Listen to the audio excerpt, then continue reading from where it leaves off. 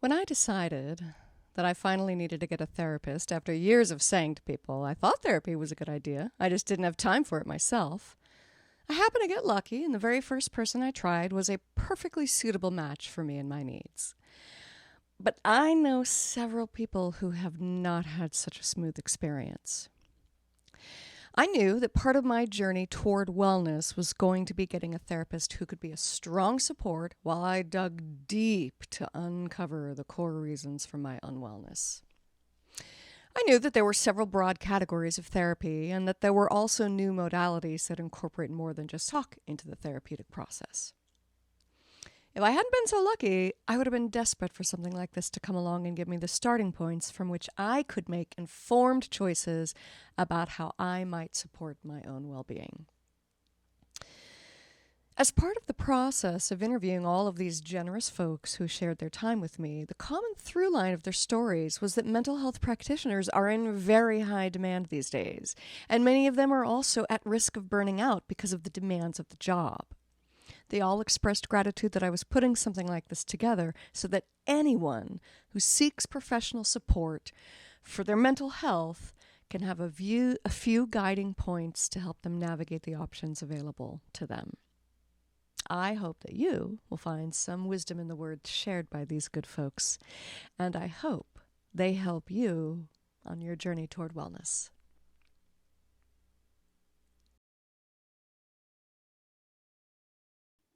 We know now that just breathing properly, can heal our bodies and our trauma, autonomic nervous system dysregulation, and so many, there's just so many. It's fascinating when you get into it.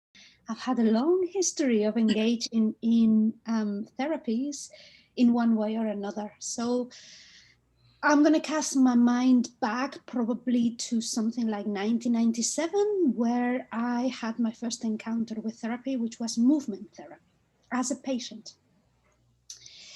And it was a really interesting, very beautiful journey through therapy that led to some life-changing decisions. But some of the issues returned, and years later, I studied psychoanalysis as part of my arts PhD. And my supervisor, who's a really an amazing artist, said, but you need to engage with this psychoanalysis as a practice. So I became a psychoanalytic patient as part of my PhD.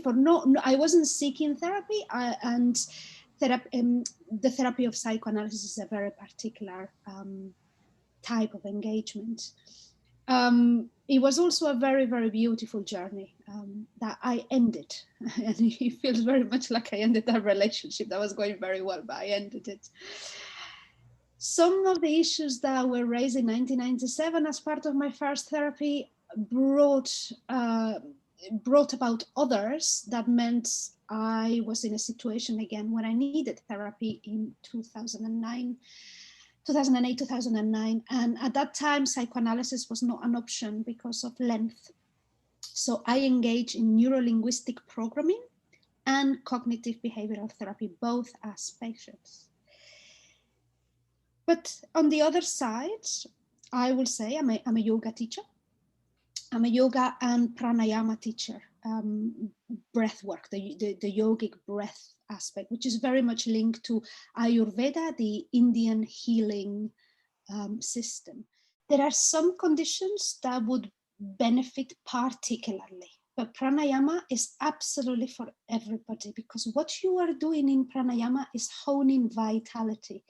Pranayama is the technique the ancient yogis used and the current, like the sadhus in India use to enhance longevity. So if you hear of any yogi that lived 400 years, it's because they did pranayama. It means control of prana, and prana is life force. So everybody would benefit from actually learning to control life force within them. Can it help specific conditions? It's certainly, I work with clients that perhaps have anxiety or asthma, or I have a couple of clients that have had bits of their lungs removed. because of cancer or something like that, because it strengthens this kind of area of the body, and it optimizes your breathing capacity. And if there is something we learned in 2020, and we're still learning in 2021, is that we don't breathe well. We don't. A lot of times when people think about therapy, they think about talking and processing and working through emotions and this heavy, intense type of conversations or spiritual connections and things of that nature. And the criticism about ABA in the past, because people don't understand how to meld the two, is that ABA is just too behavior only focused. So ABA doesn't typically, and that's changed in recent years, it didn't typically deal with processing the emotions. It just dealt with the behavior, why you're doing it, and how you can get your needs met without engaging in maladaptive behaviors.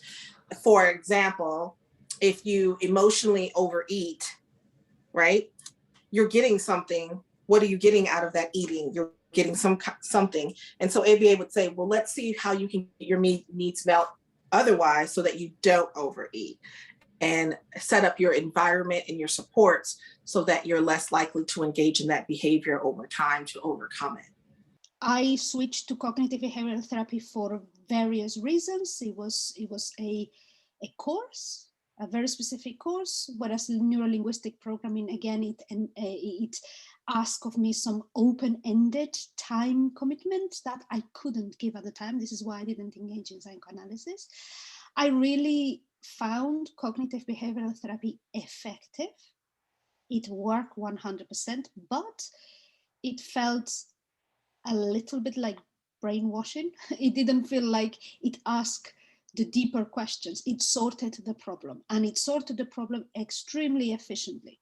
But if I had gone to psychoanalysis, for example, I know that the deeper questions would have been asked, and maybe I would have made other life-changing decisions. Whereas when I engage in cognitive behavioral therapy, it was very much about getting me fit enough to carry on with my life rather than questioning where the problems came from, perhaps.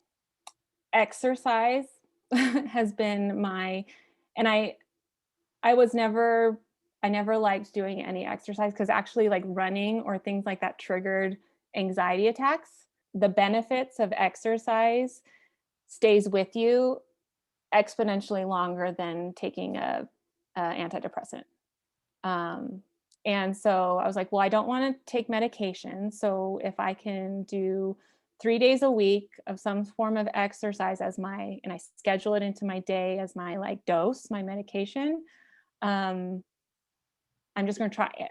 And so I did it for 4 weeks, and I noticed the benefits instantly. And I would start to notice that the days that I would miss, like getting my heart rate up or something for, like I knew I would notice how it would affect my mental health. And so a lot of people do see it that way. Terms as practical, active, right? Do the work, kind of more closely aligned with what some people consider CBT, cognitive behavioral therapy. And then there's other components to it that involve like systemic desensitization over time. So think of like phobia, reducing phobias, stress and anxiety. We use desensitization as well. I was being very mindful of how things drained me or fed me. And so I started using my notes app in my phone regularly, that if like food combinations, I would write down, when I ate such and such and such and such, this did not sit well with me and it made me feel sick. Or when I talk to this person, it really drains me. And I'm not saying that I'm going to like not talk to that person ever again. It's just more of like, okay, now I need to be aware. I look at it almost like a math equation. I'm like, okay, I know these things drain me, so that I need to do these things to bring me back up. So if I'm going to deplete my resources, my battery, then I need to do X, Y, and Z to get me back up to the level that I want to exist in. And so I'm just being going back to that, listening to what feeds me and what drains me, and then just really advocating for myself, like in my head of, okay. Just the way I would suggest people look for a therapist. I I myself have gone to therapy, and when I choose a therapist, I call and I interview them for about 15 minutes. Now, not literally interviewing them, but I have a conversation, and almost every therapist will agree to do a 15-minute consult with you. They should. If they don't, I'd bypass them and move on. Right. So you can feel if this therapist is right for you. You can ask questions. You can ask what their specialty is, what they specialize in, what their thoughts are on if you're looking for body work.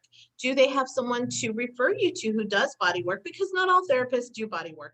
So I guess the biggest challenge is finding a therapist that takes our insurance, and sometimes there's a long waiting period. And I was trying to find somebody that could specialize in grief, anxiety, and faith transitions, because that's another thing, is dealing with I was going through a loss of my faith in the religion that I was raised in, a very devout, very orthodox religion. And so, like, in the middle of going through cancer with my daughter and my mom and all that stuff, I was going through a really kind of big faith transition. And so trying to find somebody who could help me through my repertoire of issues.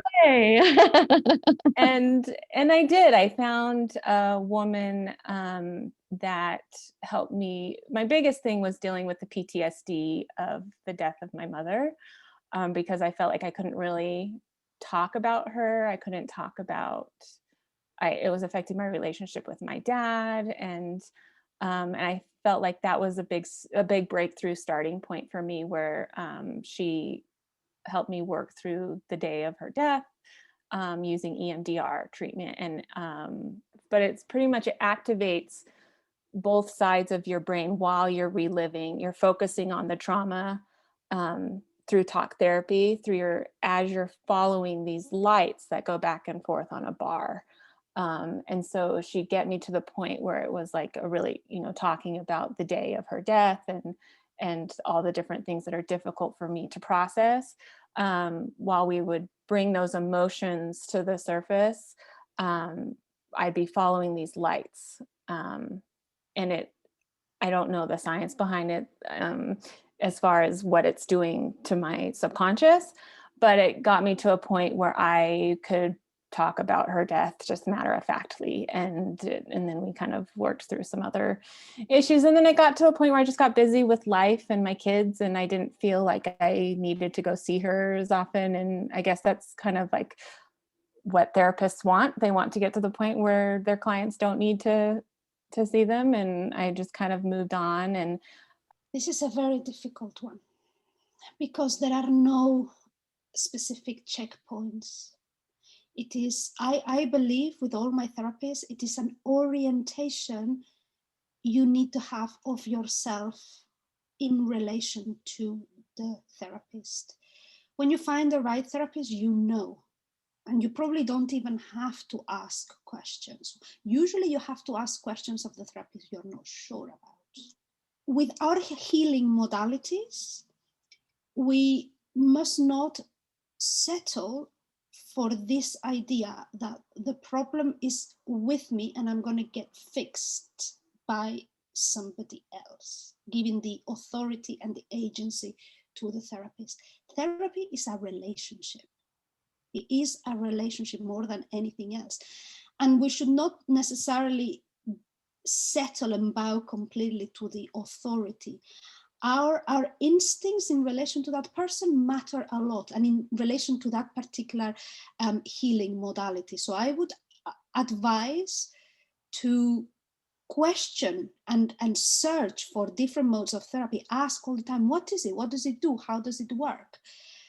Until there is something that rings at a deeper level, resonates at a deeper level. Says, I'm going to try that. I'm going to give that a go. And when I met I was thinking, because I knew I was going to talk to you, and I was thinking, how did I choose my therapist? And the thing that came to me when I was thinking about this question was, I didn't choose them. I had always met them before I met them. So there is this thing in psychoanalysis called transference, which means you transfer certain affect of your life onto the person of the therapist. So when I met my psychoanalyst, he reminded me of someone I deeply love, somebody very caring in my family. So that to me instantly made me like go, ha. And then he reinforced that particular transference because he behaved as I was expecting him to behave. There was a phone call when I went to meet him. He did not answer it. It was kind of reverse to the experience I had had where I didn't feel cared for and listened. And for therapy to work, there needs to be transference, I would say. There needs to be this idea of a little something you cannot pinpoint that makes you put yourself in the hands of this person. So the first thing I want to say is across the board, undergrad, master's, doctoral programs, keeping up with the literature, one thing is consistent. When they compare different modalities of therapy, they see success no matter which one you pick. So in a sense, if you're willing to do the work and you're open, it almost is like you can't go wrong. However, when you think about what kind of therapy works for you, what you have to think about and be self-aware about, and this is the reason why you can't, most of the time, people aren't self-aware to just think about it and then pick the right therapy. So what I tell people is look at therapy like dating. You might have to try a few different ones before you find the one that works for you. If you are self-aware right from the beginning, some things that mitigate what you should pick involve your anxiety level and your ability to act. If you're super frozen, super stagnant, super high anxiety, then it might not be a great idea to start out with a very active, very hardworking type of approach. Kind of like you might need to start with like some psychoanalytic or some counseling, maybe augment that with a little anti-anxiety medication until you work through that and you're able to be more active. I take a different approach. I'm very humanistic. I'm the nutty professor at ABA. I'm not strictly behavioral. So if I get a client that's in that space, especially even like young adolescents, I address that first. I don't push people more than they need to go. But what you don't want to do is think, oh, this works for me because I'm comfortable with it. Because at the end of the day, doing the work is going to be uncomfortable, right? So what I say, more than the therapeutic modality, what's really the most important is you're not going to always be comfortable with the process, but you do always need to be comfortable with your therapist. If your spirit does not resonate with the therapist, if you feel judged in any way by the therapist, if you don't feel heard in any way by the therapist, that is not a therapeutic relationship that's going to work. I'm going to be honest with you. Maybe it wasn't the therapist. You mean it might have been somebody who said you have to work on your own problems to get better? Right. Sometimes people don't like what they hear in therapy because, it means that they have to do some work. Right. So I would do a little soul searching or a little, gain some insight on what really is making you uncomfortable or what was frustrating about the therapist. Now, maybe it was the therapist. Believe me, there are plenty of people out there who should not be therapists, and I've experienced that myself. Yeah, I would dig a little deep into yourself and just, ask yourself, was it the therapist or was it that I didn't like what the therapist had to say to me? Only to reinforce the idea of choosing what works for you. And you are the person that has the most knowledge about yourself. And you will know. And if it takes a long time for you to find that person that can help you heal, give it a long time. My psychoanalyst didn't materialize in, I think it was 3 or 4 months until I met that person and thought, okay, this is it. I'm going to give this particular person a shot. And it's the same with any other healing modality. Find the person and the healing modality that suits you. I think at its core, asking them what their philosophy on treatment is. So I'm not a magician. right? I'm a conduit. I'm a catalyst. And so I am here to help you bloom.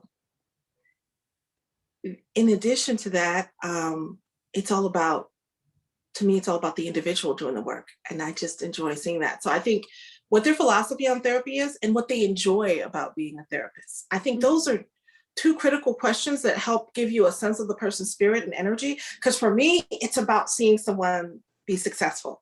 I don't care if it's a kid picking up a pencil and writing their name, that excites me. And I guess that's why across the board, I'm happy with everything I do for gainful income. I think so. And I have plenty of clients who come to me who aren't ready for that work. And you know what? We sit and talk and I listen to them and I build rapport. Sometimes it takes me 6 months to build rapport with someone who's just not ready. And I know they're not ready, but they've at least opened that door. So I let them sit, I let them be, I meet them where they're at. Right. They're not ready to go there. So let's hang out and talk for a while. Let's let you start to slowly open the door more.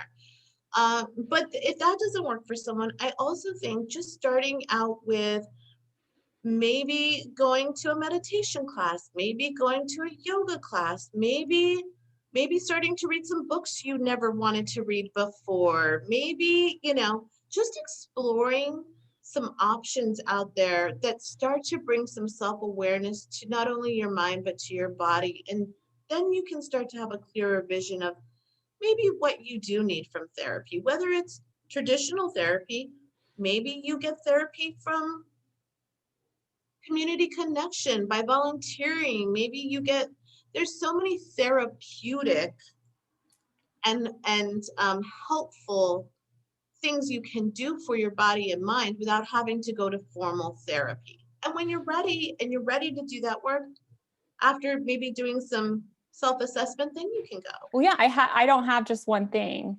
I have my like go-to, okay, I can feel I'm spiraling into a depression. It doesn't, I'm not cured from these mental health issues that I have.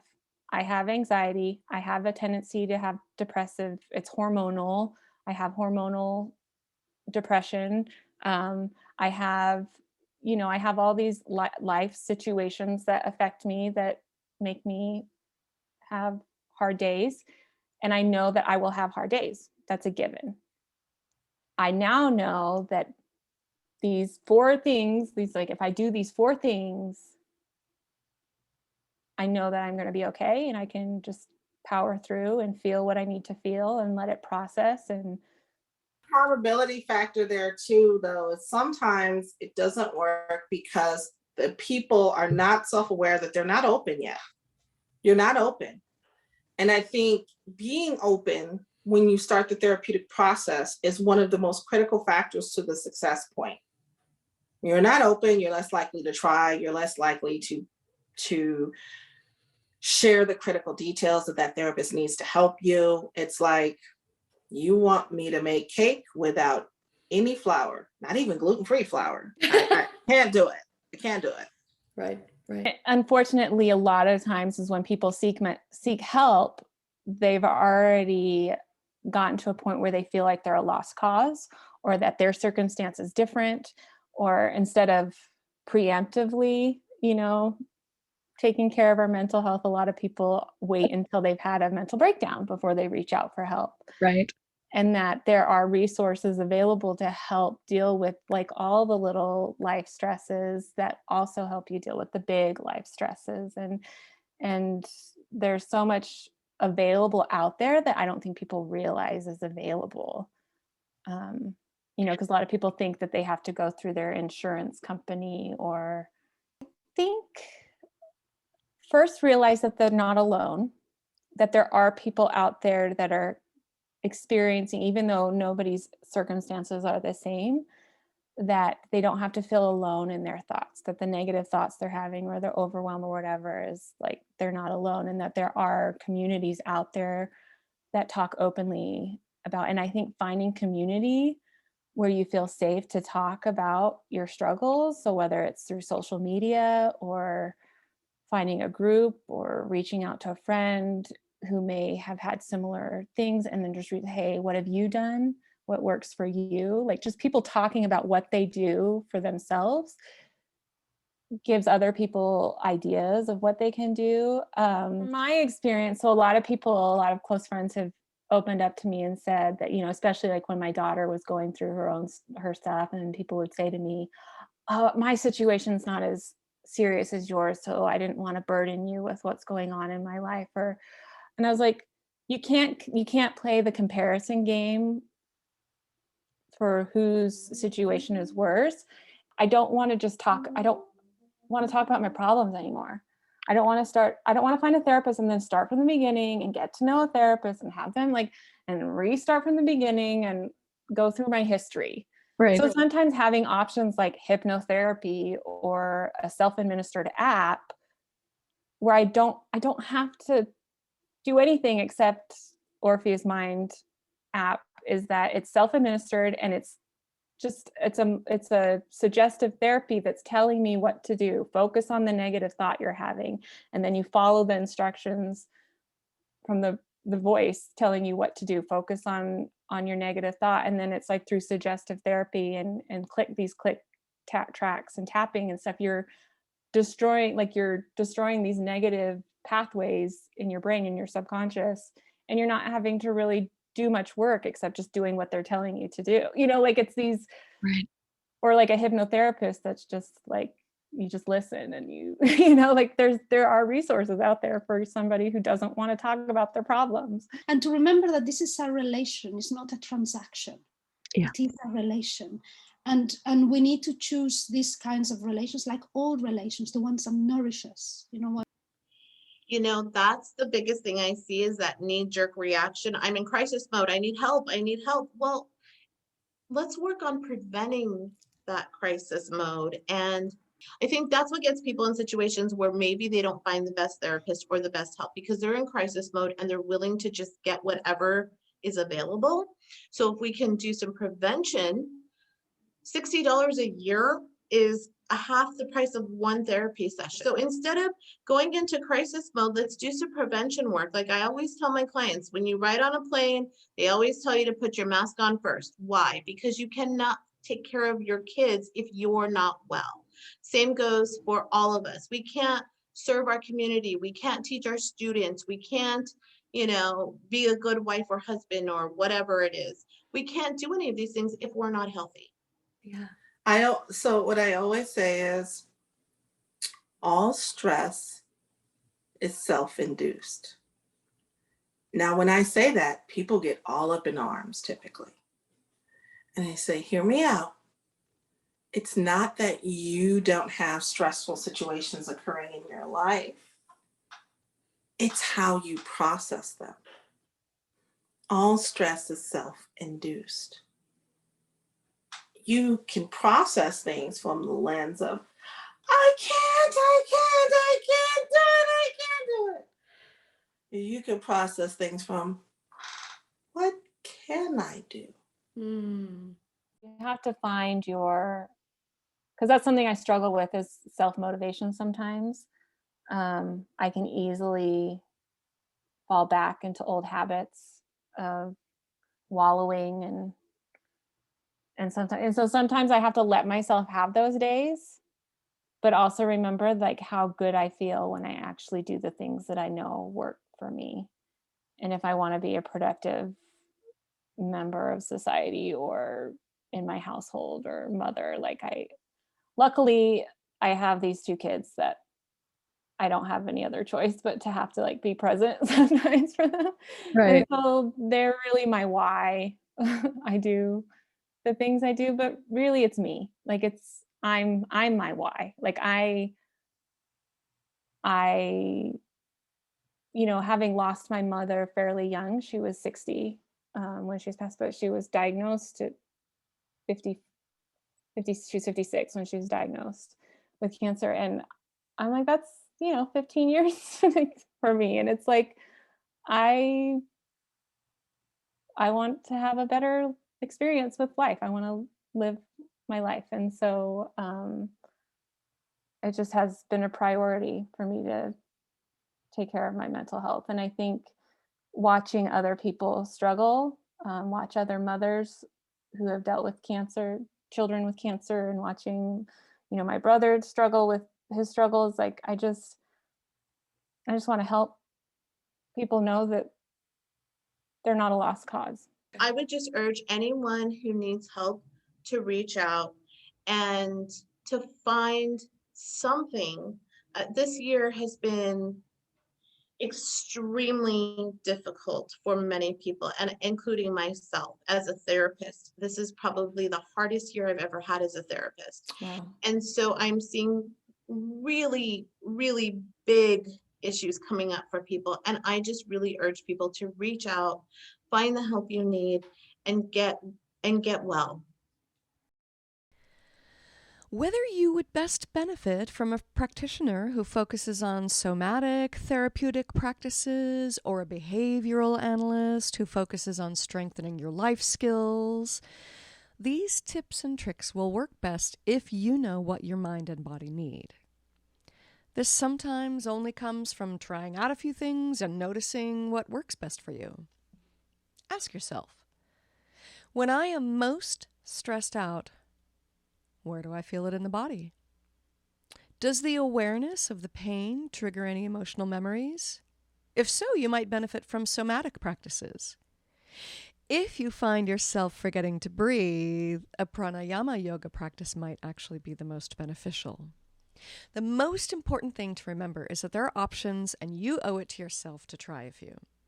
Don't give up on all therapy just because one or two didn't work for you. Keep in mind also that sometimes we, ourselves, are the ones who are refusing to see the ways emotional wounds are dominating our life. Sometimes it takes a few attempts to be ready to hear the messages our wounded souls are trying to offer us. I wish you all the best on your journey toward wellness.